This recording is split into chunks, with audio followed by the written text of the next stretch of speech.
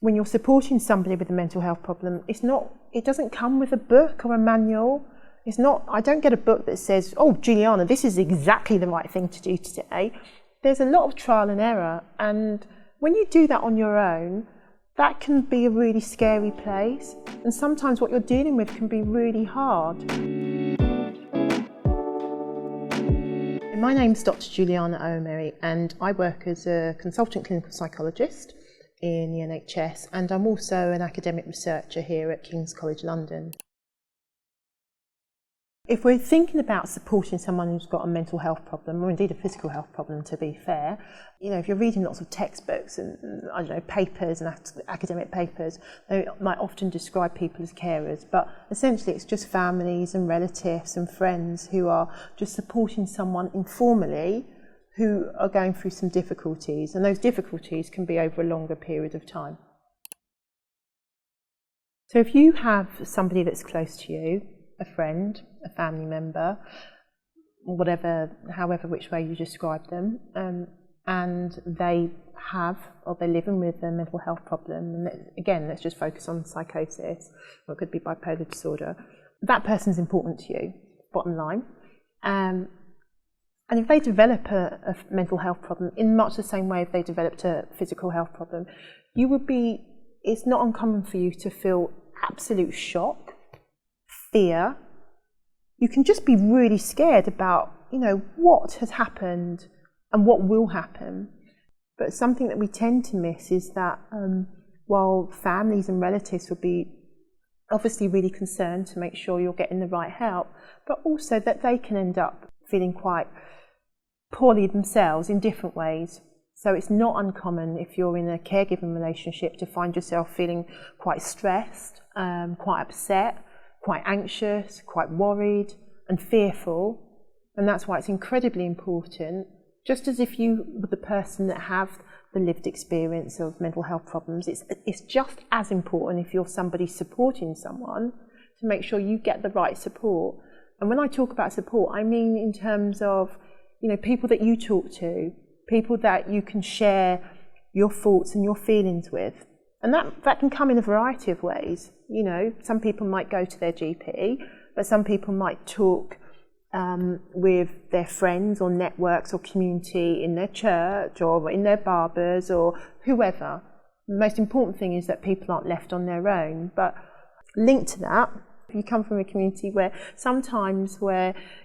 talking about mental health problems and talking about difficulties isn't so commonplace, that can make it just that bit harder in terms of being able to access the right support, because you're often worried about sharing some of these experiences that are common to everybody, but you'll be more sort of reluctant to share because you're worried about what people might think about you, or indeed think about your relative that you're supporting.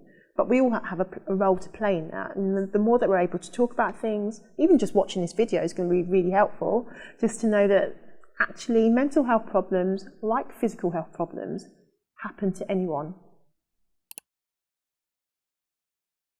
I think it's really important to remember that if you're in a caregiving role and you're supporting someone, I keep talking about being in a caregiving role, but you could just talk about it as being supporting someone. It's just, someone that's important to you. It can have an impact, and that's not about the person that you're supporting, it's just about what it is. And being in a caregiving role can impact on you mentally and physically.